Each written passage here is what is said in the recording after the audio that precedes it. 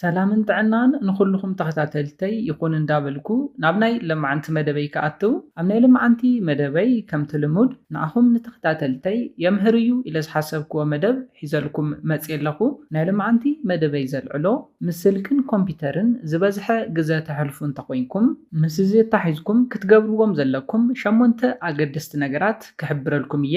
እዞም 8 ኣገደስቲ ነገራት ካብ ስልክና ዝወፅእ ሰማያዊ ብርሃን ወይ ድማ ብሉ ላይት ንብሎ ከስዕበልና ካብ ዝኽእል ግዝያዊን ቀዋምን ሳዕቤናት ናይ ምክልኻል ዓቕሞም ልዑል እዩ።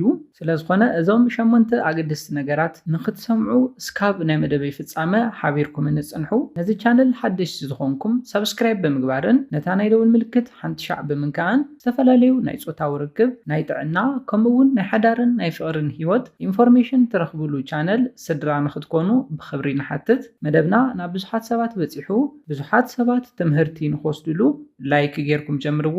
ስድራን ዝኾንኩምኒ እንዳመስገንኩ ናብ መደበይ ክምለስ። ካብ ናይ ስልክን ስክሪንን ዝወፅእ ብሉ ላይት ወይ ድማ ሰማያዊ ብርሃን ንብሎ ዓይንና ክሪኦም ካብ ዘለዎም ናይ ሕብርታት ሚክስቸር ሓደ እዩ። እዚ ብሉ ላይት ዋላ እኳ ሓፂር ርሕቐት ዝኸይድ ይኹን ዘውፅኦ ሓይሊ ግና ልዑል እዩ። ነዚ ብሉ ላይት ካብ ዘውፅኡ ፍልፍላት እቲ ሓደ ድማ ፀሓይ እዩ። ናይ ስልኪ ኣጠቃቅማና ዝተዛብዐ ጥንቃቐ ዘይብሉን እንተኮይኑ ካብ ስልክና ዝወፅእ ብሉ ላይት ንብሎ ብርሃን ነቲ ናይ ቅድሚት ናይ ዓይንና ክፍሊ ኮርንያ ንብሎ ከምኡውን ሌንስን ብምሕላፍ ሬትኒያ ኢልና ንፅውዖ ናይ ዓይንና ዋህዮ ይበፅሕ እዩ። እቲ ፀጋም ነገር ድማ ኣብ ዓይንና ቅድሚት ናይ ዓይንና ክፍሊ ዘለው እዞም ሌንስን ኮርንያን ኢልና ንፅውዖም ብርሃን ዘመሓላልፉ ክፍልታት ካብ ስልክና ስክሪን ዝተቐበልዎ ብሉ ላይት ሙሉእ ንሙሉእ ከም ዘለዎ እዮም ዘመሓላልፍዎ። ምክንያቱ እንታይ እዩ? እዚ ብሉ ላይት ዘፈልፍሎ ሓይሊ ሓያልን በዞም ክፍልታት ዓይንና ክኽልከልን ዘይኽእል እዩ።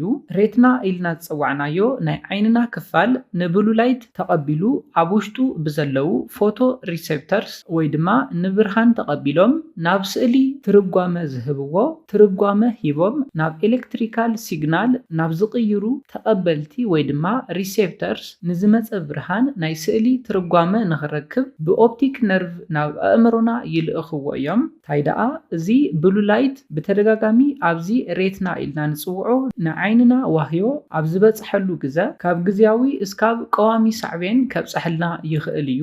ካብ ዘብፅሐልና ሳዕቤናት እቲ ቀዳማይ ብርሃን ዘለዎም ነገራት ክንርኢ እንተለና ናይ ዓይኒ ምንባዕ ከጋጥመና ይኽእል እዩ። ካብ ቁፅፅር ወፃኢ ዝኾነ ናይ ዓይኒ ቆርበት ምንቅጥቃጥ እውን ከስዕበልና ይኽእል እዩ። እቲ ካልኣይ ድማ ናይ ዓይኒ ምቕያሕን ኣለርጂክ ዝመስል ነገር ምርኣይን እዩ። እቲ ሳልሳይ ድማ ናይ ዓይኒ ብዥ ምባል ወይ ድማ ብለር ምግባር እዩ። እቲ ራብዓይ ዘስዕበልና ነገር ድማ ደቀቕቲ ስእልታት ንምርኣይ ምፅጋም እዩ። ሓምሻይ ድማ ክገድድ እንተሎ ካንሰር ከብፅሐልና እውን ዝኽእል እዩ። ኣብ መወዳእታ ከስዕበልና ዝኽእል ድማ ናይ ድቃስ ግዜ ምዝባዕ እዮም። እዞም ኩሎም ሳዕቤናት ካብ ብሉ ላይት ዝመፅእ ኣብ ዓይንናን ኣብ ጥዕናናን ዝፍጠር ሳዕቤን እዩ። እዞም ቀፂለ ዝሕብረልኩም 8 ኣገደስቲ ነገራት ምፍፃም ንዓይንኹምን ንሙሉእ ጥዕናኹምን ብጣዕሚ ኣገዳሲ እዩ።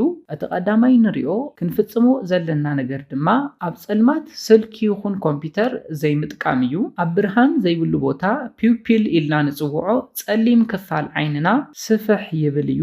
ኣብዚ ግዜ ብበዝሒ ብሉ ላይት ናብ ዓይንና ብምእታው ኣብ ሬትና ዋህዮ ከቢድ ፀቕጢ ጉድኣትን ሳዕቤንን የብፅሕ እዩ። እዚ ነገር እዚ ዘደጋገም እንተኮይኑ ድማ ናይ ዓይንና ሌንስ ሬትናን ናይ ነዊሕ ግዜ ሳዕቤን ክበፅሖም ይኽእል እዩ። ኣብ መበል ካልኣይ ንሪኦ ክንፍፅሞ ዘለና ነገር ድማ ንብሉ ላይት ዝከላኸሉ መነፅራት ምጥቃም እዩ። ኣንቲ ብሉ ላይት ግላስ እዘን መነፅራት ሙሉእ ንሙሉእ ሰማያዊ ብርሃን ወይ ድማ ብሉ ላይት ዋላ እንተዘይተኸላኸሉ ዘይነዓቕ ጥቕሚ ግና ይህቡና እዮም። ስልኪ ወይ ድማ ኮምፒተር ምስ ተጠቐምና ብድሕሪኡ ዘጋጥም ናይ ዓይኒ ምቕያሕ ፀቕጥን ናይ ምትራፍ ዓቕሞም ልዑል እዩ። እዞም መነፅራት ንብሉ ላይት ብዝከላኸልሉ ዓቕሚ እውን ዋግኦም ዝተፈላለየ እዩ።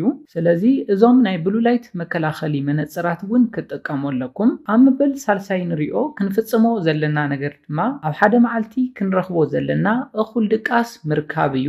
ኣብ ሂወትና ካብ ዘለው ንጥዕናና ንሰውነትና ኢልና ካብ ንጥቀሞም ነገራት ንጥዕናና ናይ ሰውነት ዋህዮታትና ናይ ምሕዳሽን ናይ ምህናፅን ዓቕሚ ዘለዎ ድቃስን እኹል ዕረፍቲ ምርካብን እዩ።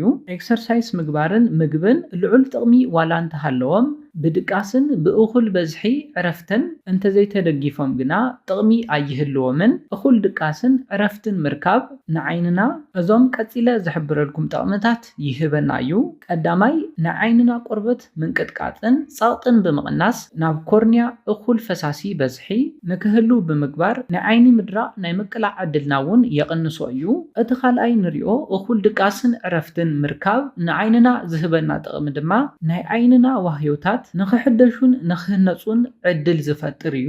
ሳልሳይ ድማ ንናይ ዓይንና ጥዕናን ስራሕን ኣድለይቲ ዝኾኑ ሆርሞናት ንምቁፅፃር ዝምችው ኩነታት ይፈጥር እዩ። ስለዝኾነ እኹል ድቃስን ዕረፍትን ምርካብ ነዞም ጥቕምታት ይህበና እዩ። ኣብ መበል ራብዓይ ንሪኦ ናይ ዓይንና ጥዕና ንምክልኻል ክንገብሮ ዘለና ነገር ድማ ንስልክና ናብ ዓይንና ኣቕሪብና ዘይምጥቃም እዩ። ካብ ስልክና ዝወፅእ ብሉ ላይት ነዊሕ ርሕቐት ዘይኸይድ እዩ። ብማእኸላይ ካብ 450 እስካብ 495 ናኖሜትር እዩ ዝኸይድ። 1 ሜትሮ ድማ ምስ 1 ቢልዮን ናኖሜትር ማዕረ እዩ።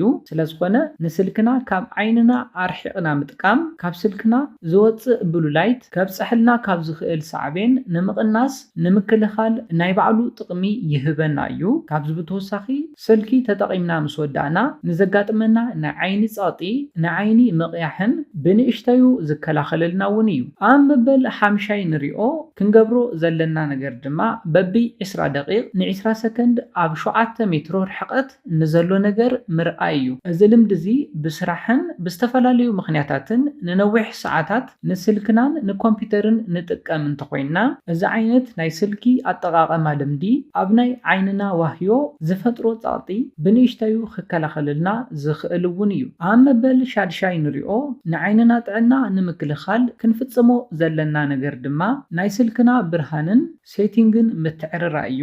ናይ ስልክና ብርሃን በዝሒ ምቁፅፃር ካብ ስልክና ንዝወፅእ ብሉ ላይት ንምቁፅፃር ይጠቕመና እዩ። ከምኡ እውን ኣብ ስልክና ዝርከቡ ሴቲንግ ዳርክ ሞድን ኣይ ኮምፎርት ሺልድ ዝኣመሰሉ ናይ ስልክና ሴቲንግታት ኦን ብምግባር ንዓይንና ጥዕና ክንሕሉ እውን ንኽእል ኢና። ካብ ስልክና ዝወፅእ ብሉ ላይት ንኽቕንሱ ተባሂሎም ዝተሰርሑ ናይ ስልኪ ሴቲንግታት እዮም። ስለዝኾነ ነዞም ዳርክ ሞድን ኣይ ኮምፎርት ሺልድ ዝተባሃሉ ነገራት ኦን ብምግባርን ናይ ስልክና ናይ ብርሃን ሴቲንግ ብምቕናስን ክንጥቀም ኣለና። ኣብ መበል ሻውዓይ ንሪኦ ንናይ ዓይንና ጥዕና ክንገብሮ ዘለና ነገር ድማ ንናይ ዓይንና ጥዕና ኣገደስቲ ዝኾኑ ቫይታሚናት ካብ ምግቢ ምርካብ እዩ። ዓይንና ኣብ ዝሪኡ ንዘለው ዋህዮታት ንምሕዳሽን ንምህናፅን ዘድልዮም ቫይታሚናት ኣለዉ። ብፍላይ ቫይታሚን ኤ ኣገዳሲ እዩ። ካብ ምግቢ ንረኽቦም ናይ ቫይታሚን ኤ ዓይነታት ክልተ እዮም። እቲ ቀዳማይ ኣክቲፎር ኢልና ንፅውዖ ሰውነትና ካብ ንጥቀሞም ምግብታት ቀጥታ ናብ ጥቕሚ ዘውዕሎም ዓይነት ቫይታሚን እዮም። ንኣብነት ካብ ጸሊም ከብዲ እንቋቑሖ፣ ካብ ዓሳ፣ ጸባን ናይ ጸባ ውፅኢታትን ንረኽቦም ኢና። እቲ ካልኣይ ንሪኦ ድማ ሰውነትና ካብ ንበልዖም ምግብታት ድሕሪ ምርካቡ ናብ ሬኪኒዮድስ ኣክቲፎር ብምልዋጥ ዝጥቀሞም እዮም። ነዚኦም ድማ ካብ ካሮት፣ ቁስጣ፣ ሽኮር ድንሽ ከምኡውን ካብ ዝተፈላለዩ ቬጂቴብልስ ንረኽቦም ኢና። ስለዝኾነ ዝተፈላለዩ ናይ ቫይታሚን ኤ ትሕዝቶ ዘለዎም ምግብታት ብምብላዕ እውን ንዓይንና ጥዕና ክንሕሉ ንኽእል ኢና። ኣብ መበል ሻምናይን ናይ መወዳእታን ንሪኦ ንናይ ዓይንና ጥዕና ኣገዳሲ ዝኾነ ነገር ድማ ንዓይንና ብፅሩይ ማይ ምፅራይ እዩ። ብፍላይ ንግሆ ነዚ እንተንገብር ዝበለፀ ኣገዳሲ እዩ ዝኸውን። ስለዝኾነ እዞም 8 ኣገደስቲ ነገራት ብምፍፃም ንዓይንኹም ጥዕና ክትሕልው ትኽእሉ ኢኹም። ነዚ ኢለ ናይ ልምዓንቲ መደበይ በዚ ክዛዝም ካብ ናይ ልምዓንቲ መደበይ ዝኾነ ሓድሽ ነገር ከም ዝሓዝኩም ተስፋ ይገብር። ነዚ ቻነል ሓድሽቲ ዝኾንኩም ሰብስክራይብ ብምግባርን ነታ ናይ ደውል ምልክት ሓንቲ ሻዕ ብምንካዕን ከተተባብዑናን ስድራ ክትኮኑናን ብኽብሪ ንሓትት። መደብና ናብ ብዙሓት በፂሑ ብዙሓት ሰባት ትምህርቲ ንኽወስድሉ ላይክ ሼር ምግባርኩም የትረስዑ። ሓሳብ ርእቶኹም ብኮሜንት ተብፅሑና። ብኻሊእ መደብ ብኻሊእ ሓሳብ እስካብ ንራኸብ ሰላምን ጥዕናን ንኹላትና ይቐኒየለይ።